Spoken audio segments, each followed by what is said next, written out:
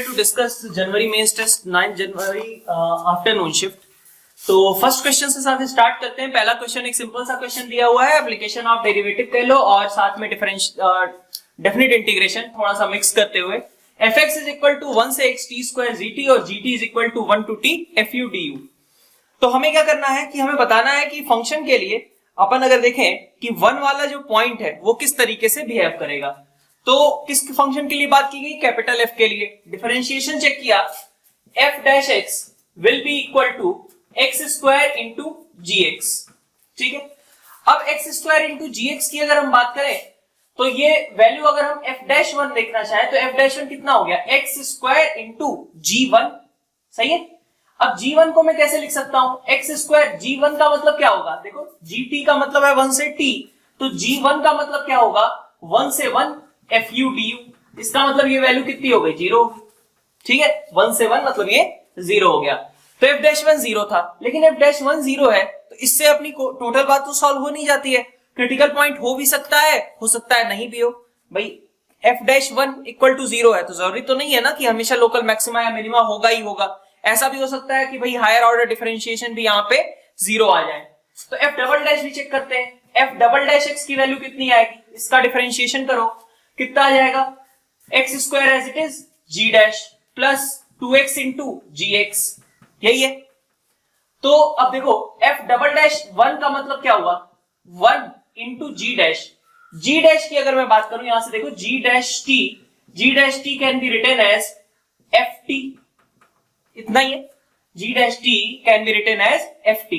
तो यहां पे क्या आ जाएगा? 1 into G dash 1 plus 2 into 1 और G1।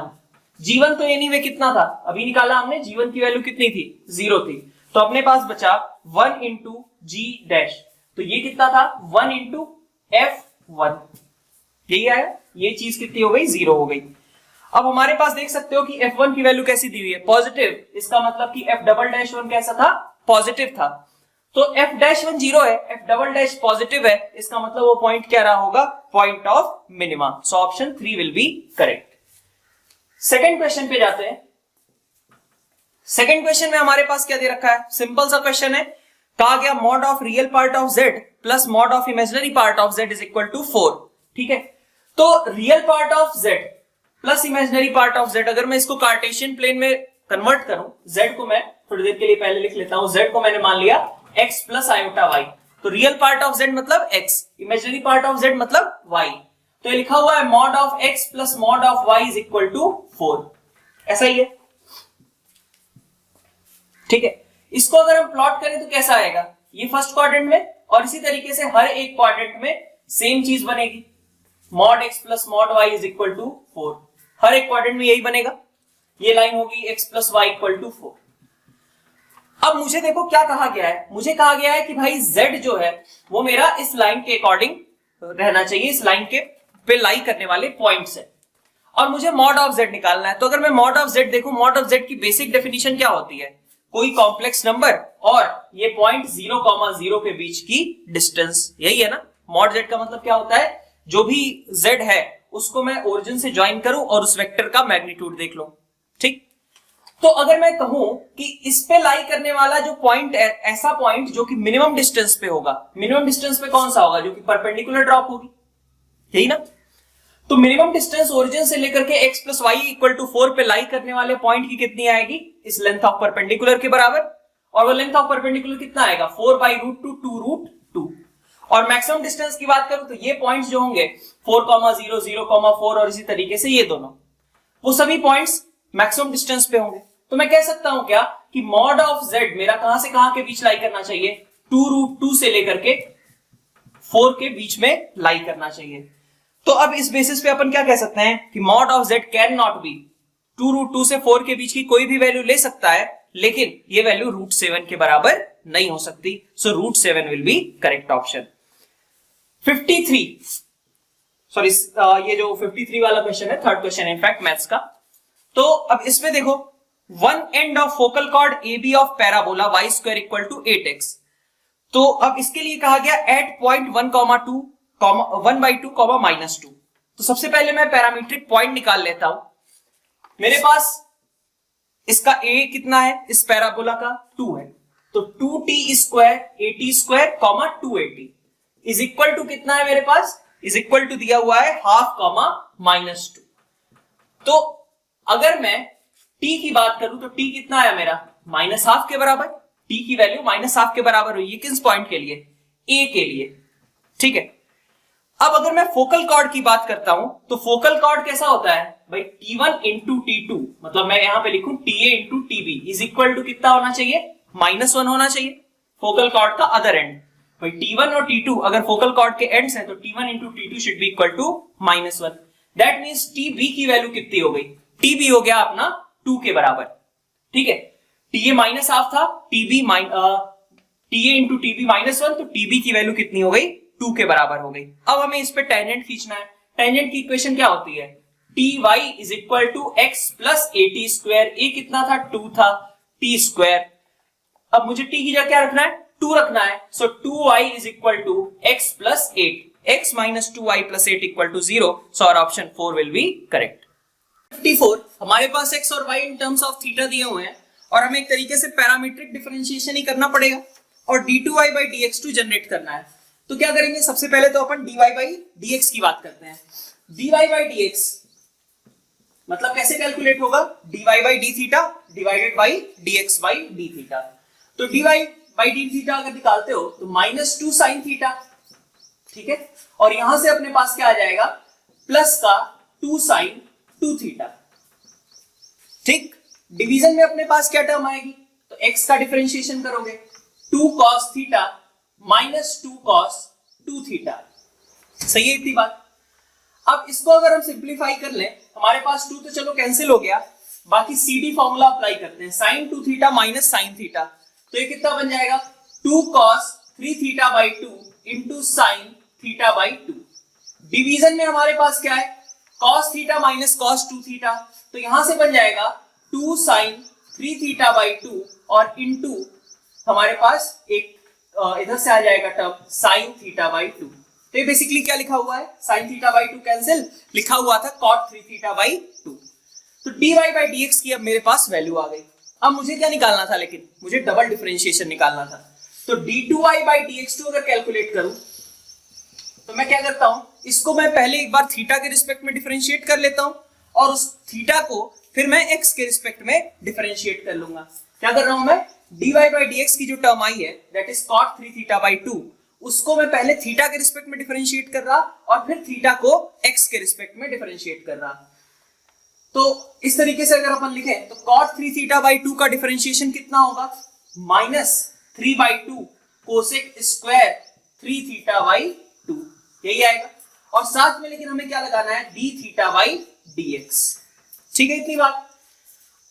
कहां पे कैलकुलेट करना था, कैलकुलेशन हमें करनी है थीटा इक्वल टू पाई पे, तो थीटा इक्वल टू पाई रख दो यहाँ पे, कितना आ गया -3 बाई 2, ठीक है। अभी मेरे पास ये वाली क्वांटिटी कितनी हो गई 1, ये अभी कैलकुलेट करना बचा हुआ है d थीटा बाई dx, कहां पे थीटा इक्वल टू पाई पे। तो इसके लिए भी कोई दिक्कत नहीं भाई, ये dx अपॉन d थीटा यही था ना, dx अपॉन d थीटा तो यही था, और फर्स्ट ऑर्डर में जब हम कर रहे हैं तो जब रेसिप्रोकल करेंगे तो सेम ही रिजल्ट आएगा d थीटा बाई dx का। तो dx बाई d थीटा अगर मैं थीटा इक्वल टू पाई पे निकालूं तो यहां से मेरे पास वैल्यू आ गई कितनी 2 इंटू -1 -2 मतलब -4 आ गया।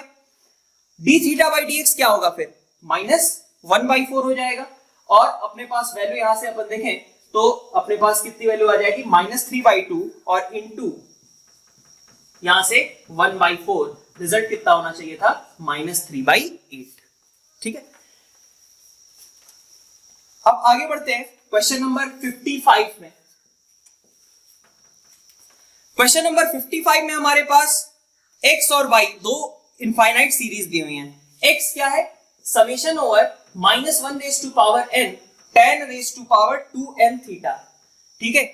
तो इसका मतलब अगर मैं टर्म्स इसकी देखूं तो मेरे पास स्टार्टिंग की टर्म क्या होगी, चूंकि n इक्वल टू 0 से स्टार्ट किया जा रहा है तो पहली टर्म तो 1 है, और कॉमन रेशियो की बात करूं तो कॉमन रेशियो मेरे पास क्या आएगा -tan स्क्वायर थीटा। तो सम अगर इसका लिखें कितना आएगा 1/1 प्लस tan स्क्वायर थीटा, इतना ही आएगा। x is equal to 1/1 plus tan square theta. तो ये वैल्यू कितनी हो जाएगी, ये वैल्यू हो गई तुम्हारे पास cos स्क्वायर थीटा के बराबर। ठीक है इतनी बात। तो यहां से अब हमारे पास cos स्क्वायर थीटा आ गया x। y की बात करें तो y भी एक इनफाइनाइट सीरीज है। इस इनफाइनाइट सीरीज में देखें तो पहला टर्म फिर से 1 है, और कॉमन रेशियो की बात करें तो common ratio cos square theta है, तो 1 माइनस cos स्क्वायर थीटा। तो ये कितना लिखा हुआ है, कोसेक स्क्वायर थीटा। अपन देखें तो x और 1 बाई y का सम कितना होता है, 1 होता है। x और 1 बाई y का सम कितना होता है, 1। अब इसी चीज को हम मैनिपुलेट करके अदर फॉर्म में कन्वर्ट कर लेते हैं, X Y plus 1 equal to Y. So यहां से देख सकते हो कि हमारे पास second option y into 1 minus X is equal to 1, ये वाला ऑप्शन करेक्ट हो जा रहा है। तो 55 का आंसर अपने पास 2 हो जाएगा। नेक्स्ट 56 क्वेश्चन में हमारे पास integration over D theta upon cos square into tan two theta plus sec two theta, इसका इंटीग्रेशन करना था। अब यहां पे देखो डी थीटा डिनोमिनेटर में हमारे पास क्या है, कॉस स्क्वायर, इसको ऊपर भेज दिया, सेक स्क्वायर बन गया। फिर डिवीजन में क्या है, tan two theta plus sec two theta. तो चूंकि यहां सेक स्क्वायर दिख रहा है तो अपन ट्राई करते हैं कि बाकी जो टर्म्स है वो टेन में लिख जाए। तो टेन टू थीटा का मतलब क्या होगा, 2 tan theta upon 1 minus ten square. अच्छा सेक टू थीटा को कैसे कन्वर्ट करें, तो कॉस टू थीटा होता है ना, 1 minus ten square upon 1 plus tan square. तो उसी का reciprocal 1 plus tan square upon 1 minus ten square, ये लिख लिया। अब मैं tan थीटा को t मान लेता हूं, tan theta is equal to t। तो ऊपर क्या लिखा हुआ है, dt, और नीचे देखो तो 1 माइनस टी स्क्वायर ऊपर निकल जाएगा। ठीक है, और क्या बचेगा, 1 plus tan square plus 2 tan theta, मतलब 1 प्लस टी का whole square. 1 minus t square में भी तो एक 1 माइनस टी और 1 प्लस टी है ना, एक 1 प्लस टी कैंसिल आउट, बचेगा अपने पास dt into 1 minus T upon 1 plus T. ये बात ठीक है। अब आगे बढ़ते हैं, अब इसको थोड़ा सा मैनिपुलेट कर लेते हैं, जिस फॉर्म में इसे कन्वर्ट करना है उसके अकॉर्डिंग। इसको लिखा जा सकता है स्प्लिट करके 2 अपॉन 1 प्लस टी माइनस 1, ऐसा लिखा जा सकता है। तो कितना हो जाएगा, 2 ln 1 plus T minus T, यही चीज हो जाएगी। टी की जगह पे अपन tan थीटा रख देते हैं, tan थीटा रखते ही साथ अपने पास आंसर क्लियर हो गया। लेमडा की वैल्यू -1 हो जाएगी, और बाकी f अगर देखें तो 1 प्लस tan थीटा हो जाएगा। Option 4 will be correct. 57 simple question दिया हुआ है प्रोबेबिलिटी डिस्ट्रीब्यूशन का। अपने पास जो देखो रैंडम वेरिएबल्स हैं, उनकी प्रोबेबिलिटी अलग अलग असाइंड है। तो अगर हम देखें कि सारी प्रोबेबिलिटीज का सम कितना है, तो k के टर्म्स में सारी प्रोबेबिलिटीज का सम कितना आ रहा है, 6k स्क्वायर प्लस 5k, और इससे तो कंप्लीट सैंपल स्पेस कवर करना है, तो this will be equal to 1। ठीक है इतनी बात। तो यहां से मेरे पास k की वैल्यूज आ सकती हैं। अब इसका मैं अगर निकालूं 6k square plus 6k minus k minus 1 is equal to 0, so k will be equal to -1 और 1/6। तो -1 तो काम का है नहीं अपने, k की वैल्यू 1/6 है बेसिकली। तो अब हमें क्या करना है, x ग्रेटर देन 2 निकालना है।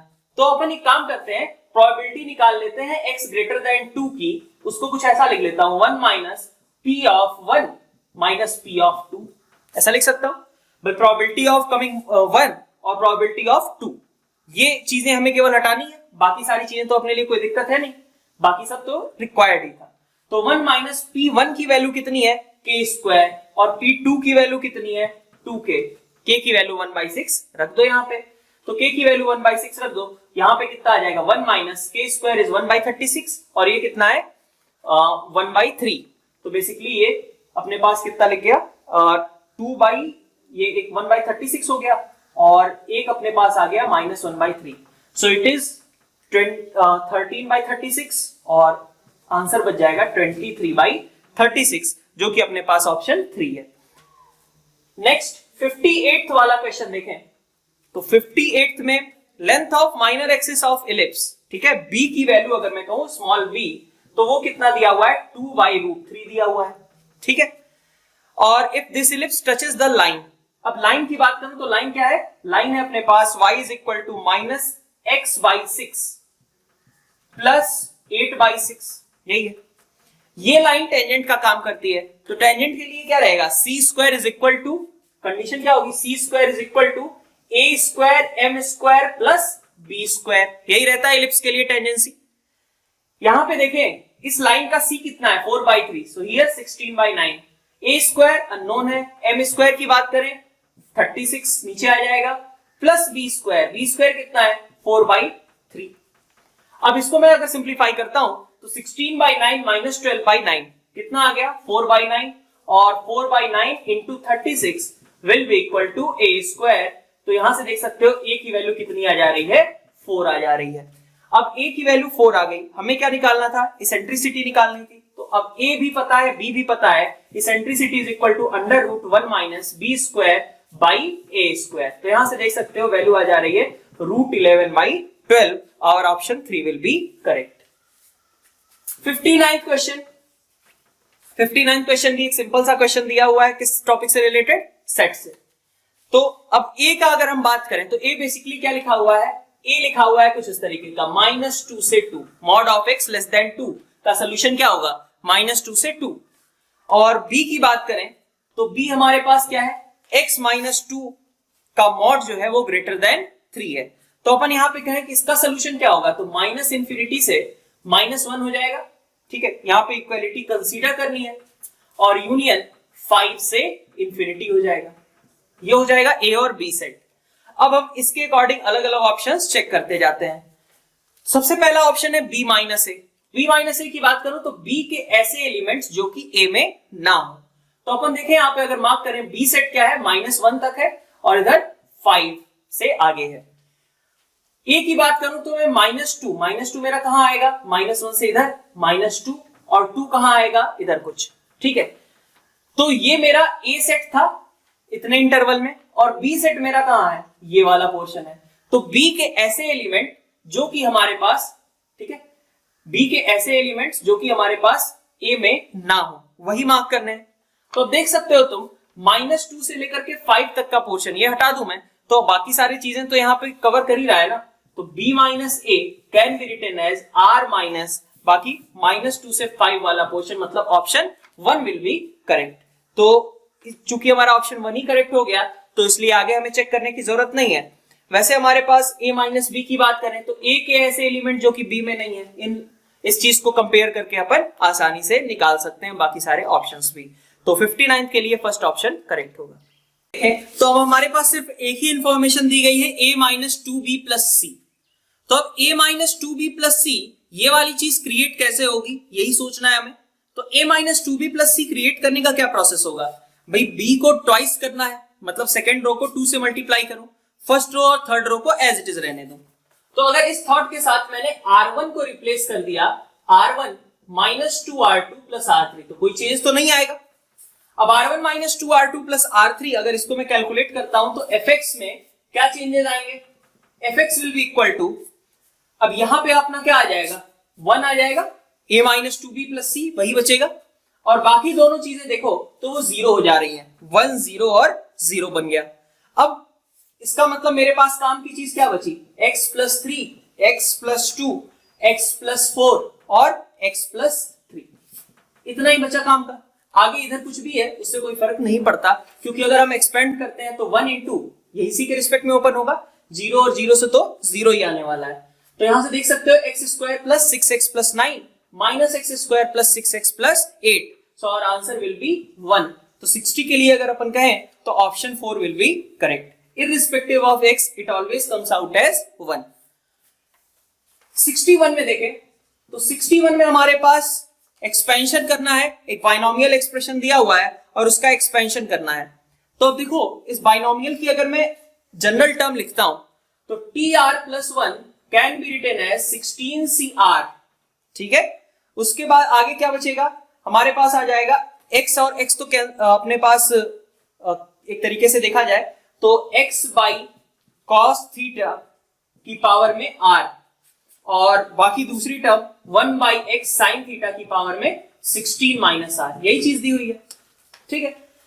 तो अब इसमें क्या कहा जा रहा है, कहा गया है कि हमें इंडिपेंडेंट ऑफ x ऐसी टर्म चाहिए जो कि इंडिपेंडेंट ऑफ x हो।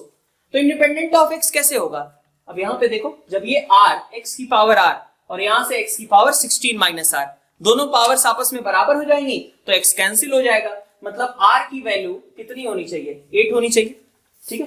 r और यहां से 16 माइनस r बराबर होने चाहिए, तो दैट मींस कि r की वैल्यू 8 होगी। ये हमारा r की वैल्यू हो गई उस सिचुएशन में। अब अगर मैं कहूं कि टर्म क्या आएगा फिर, तो 16c8 आएगा, x तो कैंसिल आउट हो चुका होगा और बाकी बचेगा, अगर मैं ऐसे लिख लूं इसको 2 upon sine 2 theta raise to power 8, ऐसा कुछ आएगा। अब मेरे पास जब मैं I1 की बात कर रहा हूं पहले वाले बार में, तो उस समय थीटा मेरा कहां से कहां तक वेरी कर रहा है, पाई बाई 8 से पाई बाई 4। लीस्ट वैल्यू मुझे चाहिए, तो लीस्ट वैल्यू कब मिलेगी, जबकि ये अपनी मैक्सिमम वैल्यू ले साइन 2 थीटा की पावर 8। तो ये अपनी मैक्सिमम वैल्यू कब लेगा, ये अपनी मैक्सिमम वैल्यू लेगा इस इंटरवल के लिए देखूं तो theta equal to pi by 4 पे। जब थीटा पाई बाई 4 होगा तो ये वैल्यू कितनी हो जाएगी, डिनोमिनेटर में 1 हो जाएगी।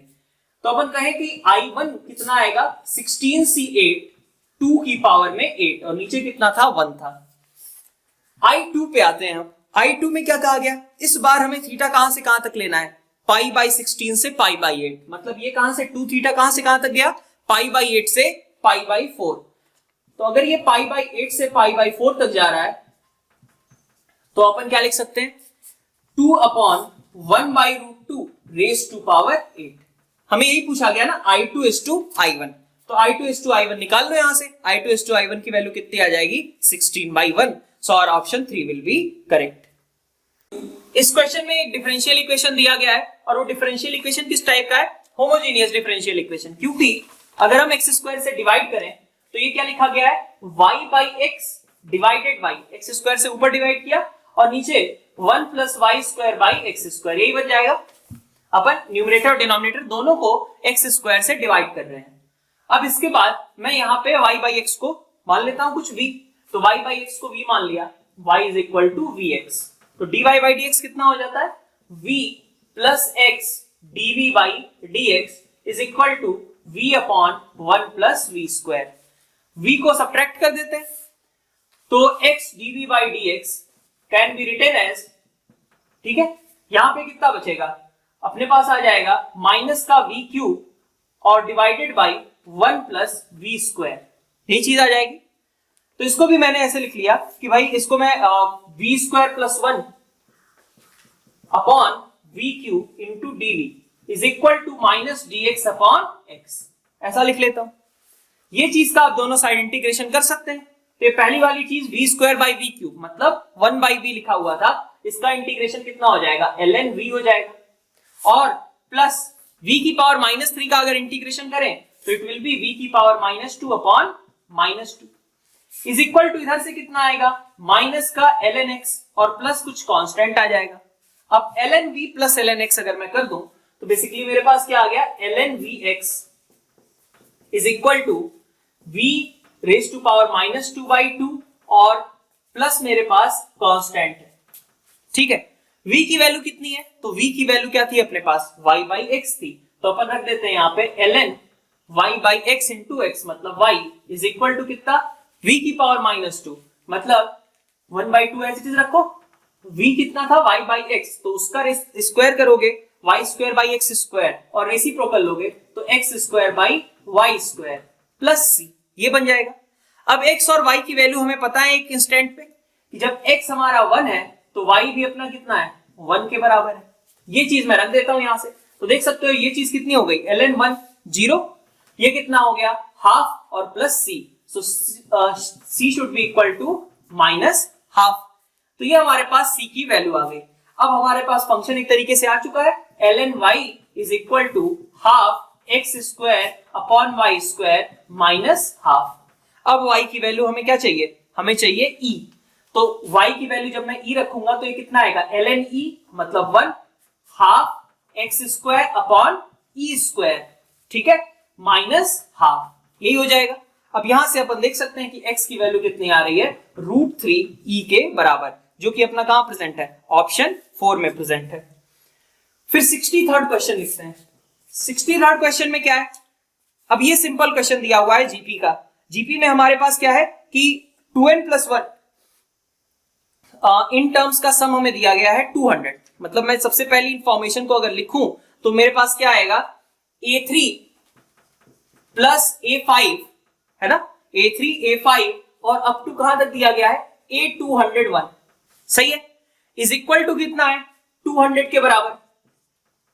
और दूसरी इंफॉर्मेशन को अगर लिखूं तो वहां है A2 A4 और इसी तरीके से कहां तक 200 तक, और उसका सम कितना है 100, सही थी बात।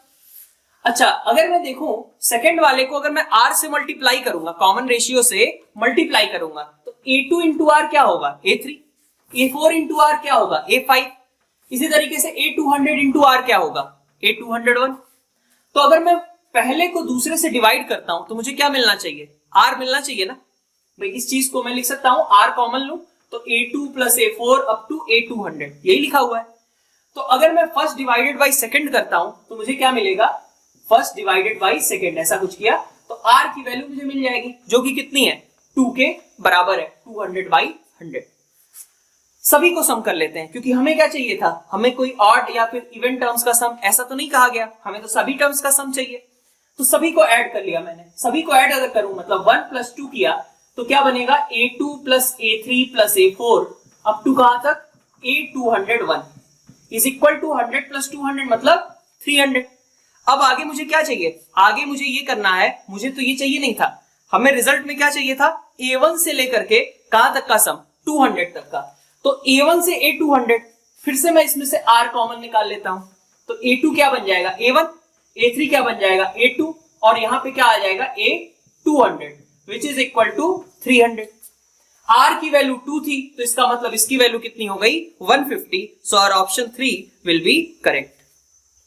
क्वेश्चन में सबसे पहले A निकालना है, A निकालने के लिए लिमिट, तो A क्या है लिमिट x टेंडिंग टू 0, ठीक है, limit x tending to 0 x into integer part of 4 by x, इसको लिख लिया मैंने limit x tending to 0 x into ऐसा लिख लो 4 by x minus fractional part of 4 by x, ऐसा ही कुछ है। तो x इंटू 4 बाई x ने 4 बना लिया और माइनस अगर x की बात करें ये वाला टर्म इंटू ये वाला टर्म, तो देखो ये तो 0 से 1 के बीच का ही रिजल्ट देगा और ये क्या है 0 को जा रहा है तो 0 into something in between 0 to 1, ये वैल्यू भी कितनी होगी 0, सो A कम्स आउट एज 4। अब आगे बढ़ते हैं, बाकी हमें डिसकंटिन्यूटी चेक करनी थी कि कहां पे फंक्शन डिसकंटिन्यूअस होगा।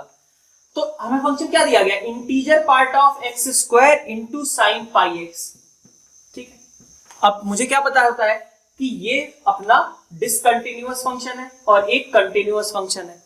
तो अगर याद हो जो हमने शॉर्टकट लिखा था कि कंटिन्यूअस इंटू डिसकंटिन्यूअस, कंटिन्यूअस कब हो सकता है जबकि इसकी वैल्यू उस मोमेंट पे कितनी हो, मतलब कंटिन्यूअस इंटू डिसकंटिन्यूअस, कंटिन्यूअस कब होता है जबकि कंटिन्यूअस वाले की वैल्यू उस मोमेंट पे 0 के बराबर आ रही हो, यही चीज कही थी हमने।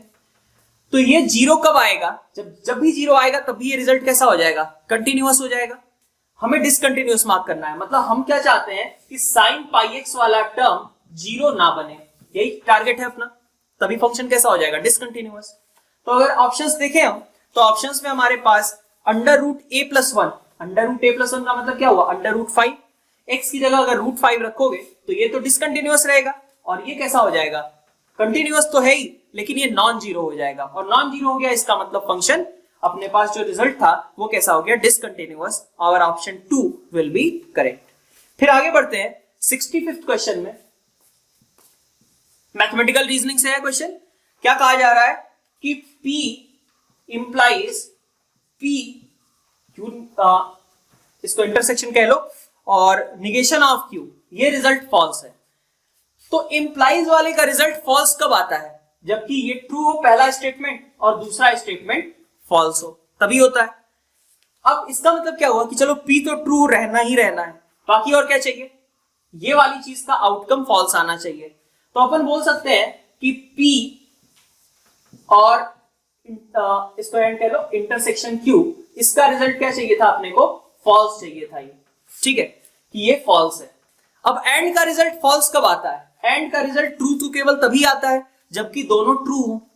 अब P मेरा कैसा है ट्रू है, रिजल्ट मुझे फॉल्स लाना है, तो एक ही तरीका है कि इसको क्या होना चाहिए, इस चीज को फॉल्स होना चाहिए, सही है। ये ट्रू है, अगर ये भी ट्रू हो जाएगा तो रिजल्ट क्या हो जाएगा ट्रू। हमें यहां ट्रू है तो यहां फॉल्स लिखना पड़ेगा। ये ट्रू क्यों हुआ, क्योंकि ये यहां से मुझे पता चल गया कि P कैसा है ट्रू है। तो अगर मेरा निगेशन क्यू फॉल्स है, निगेशन क्यू अगर मेरा फॉल्स है तो क्यू मेरा कैसा होगा, क्यू मेरे पास ट्रू आएगा, इसका मतलब पी भी ट्रू है और क्यू भी ट्रू है और ऑप्शन 4 विल बी करेक्ट। फिर 66 क्वेश्चन पे जाते हैं। इस क्वेश्चन में हमारे पास लीनियर इक्वेशंस दिए गए हैं, इनको अगर प्लेन्स के तरीके से एनालाइज करें तो बहुत आसानी हो जाएगी हमारे लिए। हमें क्या किया गया है कि मतलब ये 3 प्लेन्स हैं और इसमें हमारे पास नो सोल्यूशन होगा, ट्रिवियल सोल्यूशन होगा, होमोजेनियस सिस्टम दिया हुआ है और इनफाइनाइटली मेनी सोल्यूशन होगा। क्या सिचुएशन आएगी? तो सबसे पहली चीज अगर अपन ऑब्जर्व करें तो अगर मैं प्लेन के एंगल से इसको सोचूं तो पहले वाले प्लेन में से P1 माइनस 2P2 अगर मैं ये कर देता हूं तो मुझे P3 मिल जाएगा। क्या P1 माइनस 2P2 अगर मैं कर देता हूं तो मुझे P3 मिल जाएगा। तो इसका मतलब क्या हुआ कि P3 कहां से बन रहा है, P1 प्लस लेमडा की जगह एक तरीके से -2 आ गया P2। P1 और P2 की फैमिली का मेंबर P3 है, मतलब सेम लाइन ऑफ इंटरसेक्शन वो मतलब शेयर करते हैं।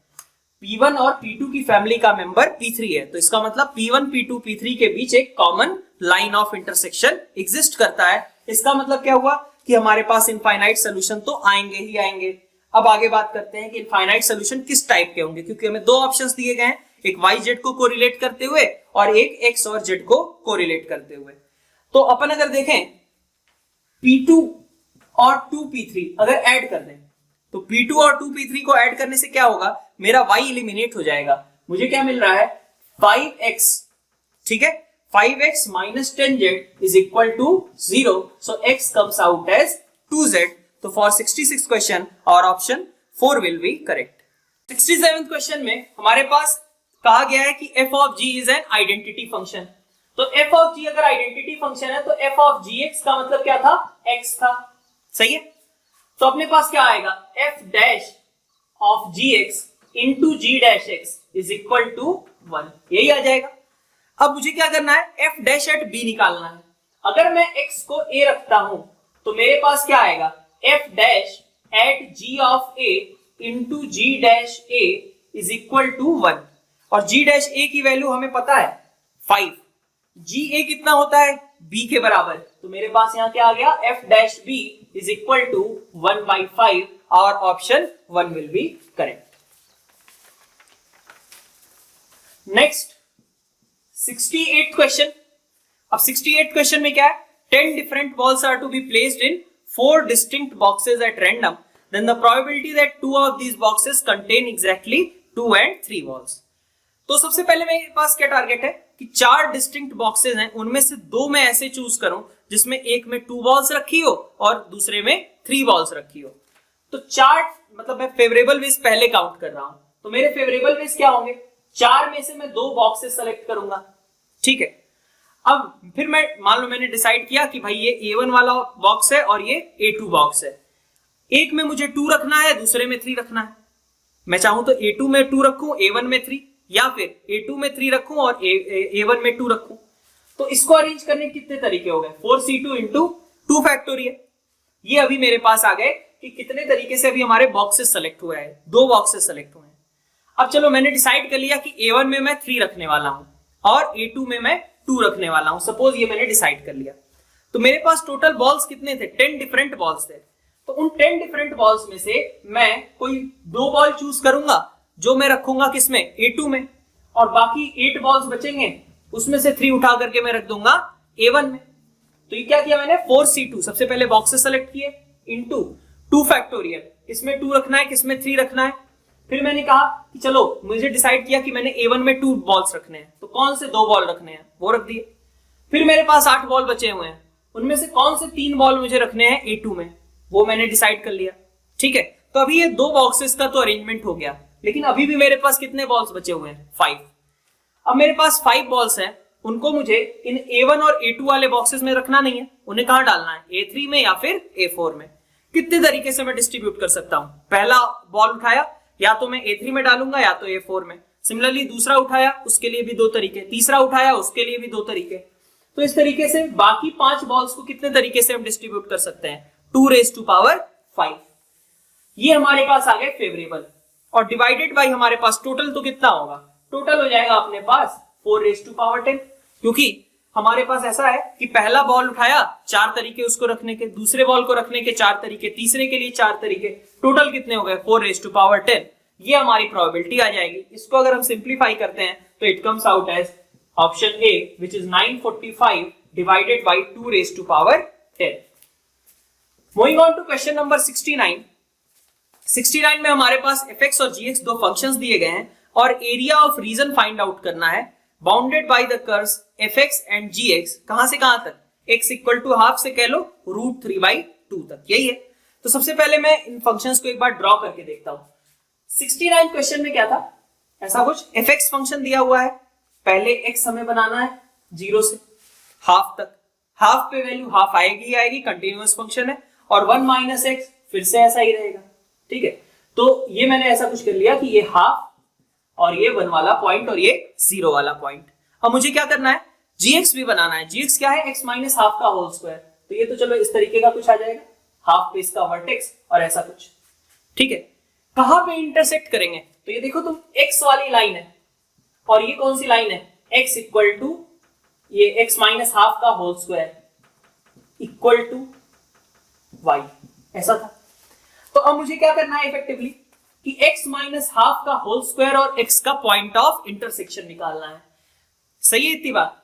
तो अब अपन इसको अगर देखें कहां से कहां तक वैसे इंटीग्रेट करना था, तो x इक्वल टू हाफ से स्टार्ट करना था।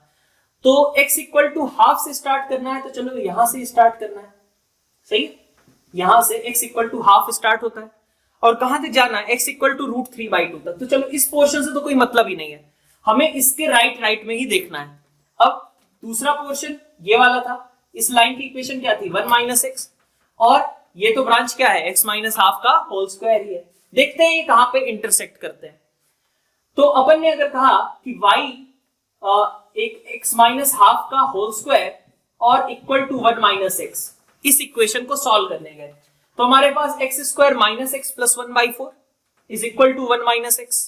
तो हमारे पास x की वैल्यू कितनी आएगी यहाँ पे? √3/2, यही आ जाएगी, ठीक है इतनी बात। तो अपने को इसका मतलब क्या करना था? ये वाला एरिया फाइंड आउट करना था। ये वाले एरिया में देखो बहुत आसान सा है, अपर करो थ्रू आउट क्या रहता है? 1 - x, लोअर करो क्या रहता है थ्रू आउट? x - हाफ का होल स्क्वायर।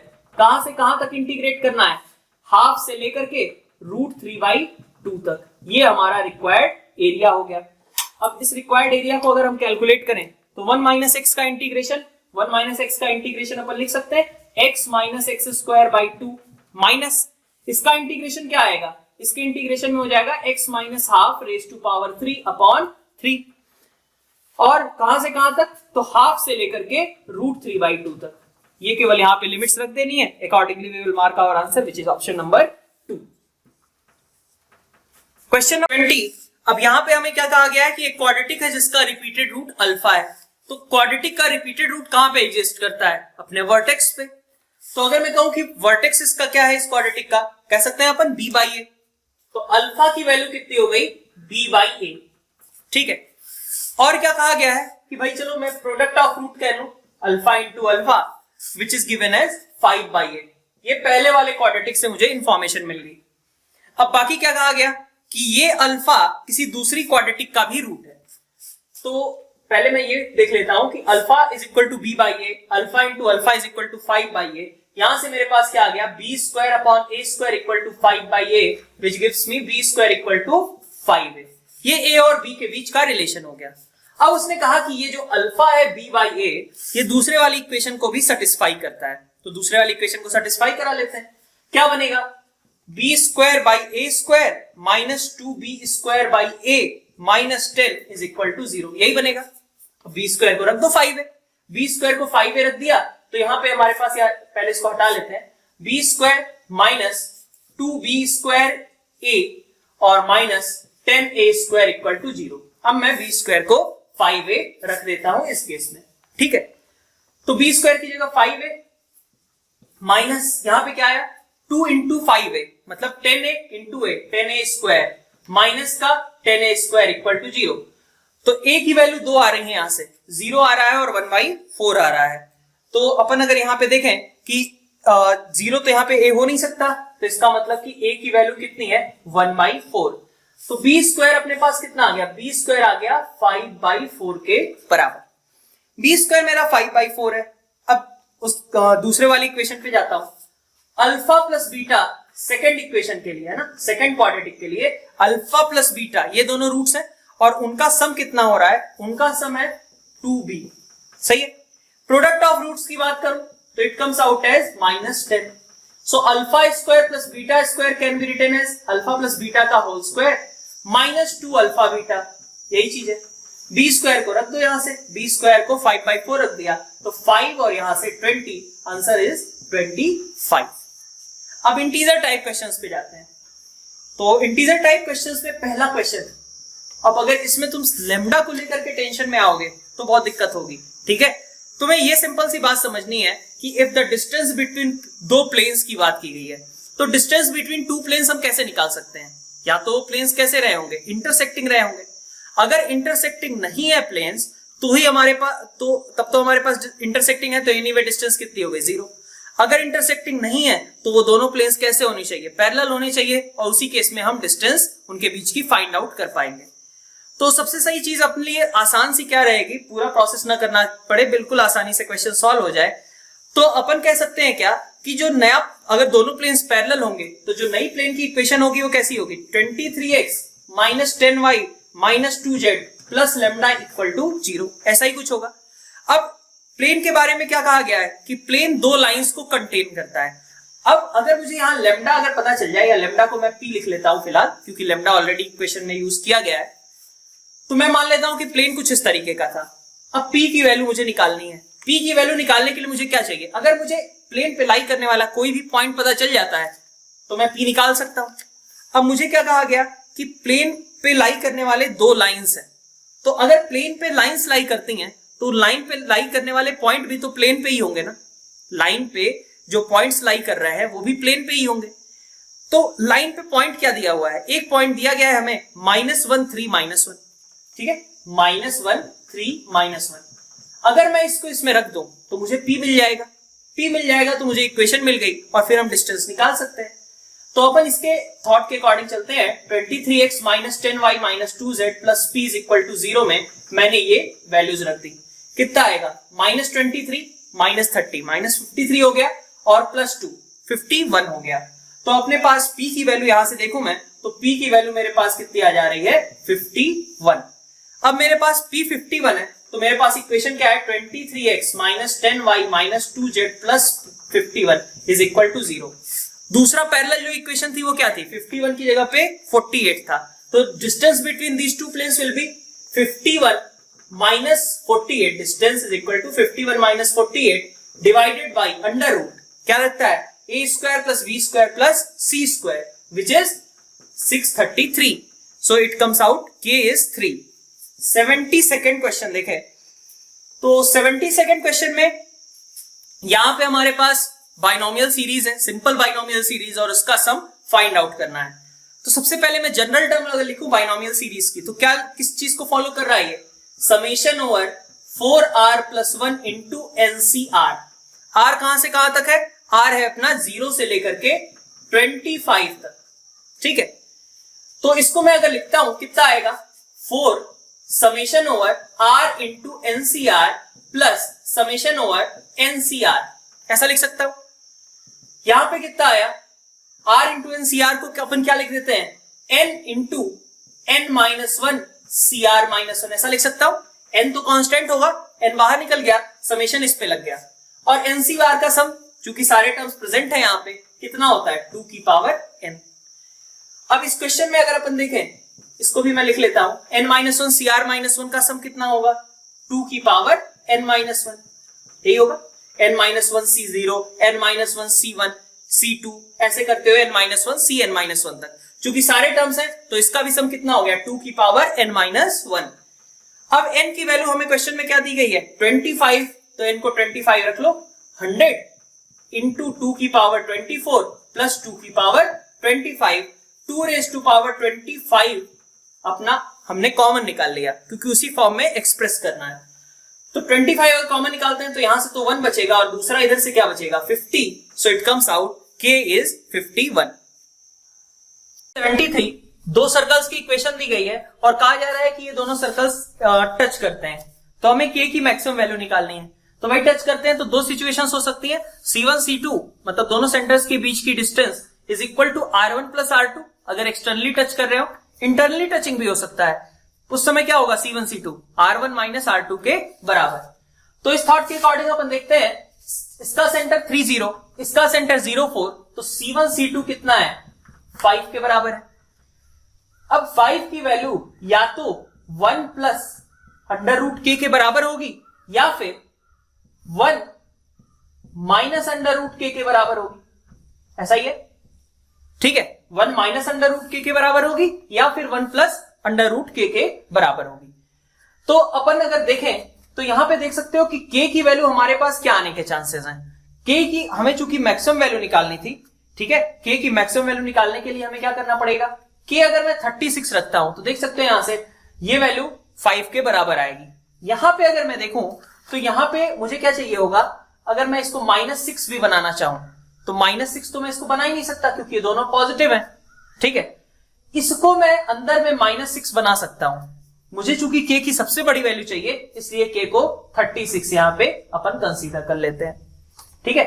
36 इसमें मैक्सिमम भी हो जाएगा और कंडीशन भी सेटिस्फाई हो जाएगी, ठीक। 74th क्वेश्चन में हमारे पास 3 वेक्टर्स दिए गए हैं ए बी सी और एंगल बिटवीन दिया हुआ है, A is perpendicular to B cross C दिया हुआ है। तो क्वेश्चन आसानी है, mod of A cross B cross C, इसको अगर लिखूं तो mod of A mod of B cross C, है ना, ये दोनों का मॉड आएगा और बीच का एंगल का साइन आएगा। तो बीच का एंगल मान लो थीटा है, लेकिन दे रखा है क्वेश्चन में कि ए और बी क्रॉस सी आपस में परपेंडिकुलर है, तो थीटा क्या है बेसिकली 90 है। अगर थीटा 90 है तो अपन बोल सकते हैं, इस थीटा की जगह पे 90 लिख दिया मैंने, तो this is equal to A B cross C. B cross C को क्या लिख सकते हो, फिर से इसको भी ब्रेक कर लो, मॉड बी मॉड सी, ये बी और सी के बीच का एंगल अल्फा है। बी और सी के बीच का एंगल निकालना पड़ेगा हमें, तो बी और सी के बीच का एंगल निकालने के लिए क्या दिया हुआ है कि बी हमारा है mod of b is equal to 5, b dot c in fact दिया हुआ है 10 और हमें बी और सी के बीच का एंगल भी दिया हुआ है π/3। तो यहां से देखो mod b mod c cos theta is equal to 10, यही है, ये 5 हो गया, ये हाफ हो गया, तो सी कितना हो गया, सी की वैल्यू हो जाएगी 4, मॉड ऑफ सी इज 4। अब मॉड ऑफ सी 4 है, अपन चाहे यहां रख दे इसको, तो मॉड ऑफ ए कितना था √3 था, मॉड ऑफ बी की बात करें 5 था, मॉड ऑफ सी कितना था 4 था, और बी और सी के बीच का एंगल है अल्फा, तो बी और सी के बीच का एंगल π/3 था, तो साइन π/3 और आ गया, ठीक है, मतलब √3/2। सो 5 into 4 into 3/2 आंसर इज 30। तो 74 का आंसर 30 हो जाएगा। 75th क्वेश्चन जो लास्ट क्वेश्चन है, number of terms common to 2 APs, ये निकालने, तो बहुत ही स्टैंडर्ड सा क्वेश्चन है। इस तरीके के क्वेश्चंस में क्या करते हैं अपन, सबसे पहला काम करते हैं कि पहली कॉमन टर्म हम देखते हैं कि पहली बार कॉमन टर्म कौन सी मैच होगी। तो अगर देखो तुम तो 3 7 11, फिर आगे आएगा 15, फिर 19, फिर 23 दूसरे वाले में भी आएगा, 2 9 16 और नेक्स्ट क्या होगा 23। तो पहली कॉमन टर्म मतलब अपन कहें फर्स्ट कॉमन टर्म, ठीक है, फर्स्ट कॉमन टर्म अपने पास क्या है 23 है। पहले वाले का डी कितना है, पहले वाले का कॉमन डिफरेंस है 4 और दूसरे वाले का 7, तो जो कॉमन वाली टर्म्स होंगी उनकी सीरीज क्या होगी, एलसीएम ऑफ D1 D2। ये जो LCM of D1 and D2 आएगा वही कॉमन डिफरेंस हमारा कॉमन टर्म्स के बीच में एग्जिस्ट करेगा। कितना है वो 28 है, तो अपन देख सकते हैं कि 23 पहला होगा, फिर नेक्स्ट कॉमन टर्म क्या आएगा 28 ऐड कर लो, फिर आगे क्या आएगा 79, इसी तरीके से आएगा आगे। अब अपन देखें तो मैं इसको ऐसे लिख लेता हूं थोड़ा कि 28 into 0 + 23 ये मेरा पहला कॉमन टर्म था। दूसरा कॉमन टर्म क्या आया 28 into 1 + 23। अगला टर्म कॉमन टर्म क्या है 28 into 2 + 23। कहां तक जाएंगे हम ऐसे ही, तो हमें तो 407 से पहले ही रुकना है ना कॉमन टर्म्स, तो अपन देख सकते हैं कि कहां तक 28 into 13 + 23। अगर देखें तो ये 364 + 23 कितना हो गया 387। तो लास्ट ये वाली टर्म होगी जो कॉमन होगी, देख सकते हो 0 से लेके 13 तक वेरी कर रहा है, तो ये मान लो T1 था, ये T2 था, तो ये क्या रहा होगा T14। सो कॉमन टर्म्स अपने पास कितने आएंगे 14 आएंगे, आंसर शुड बी 14।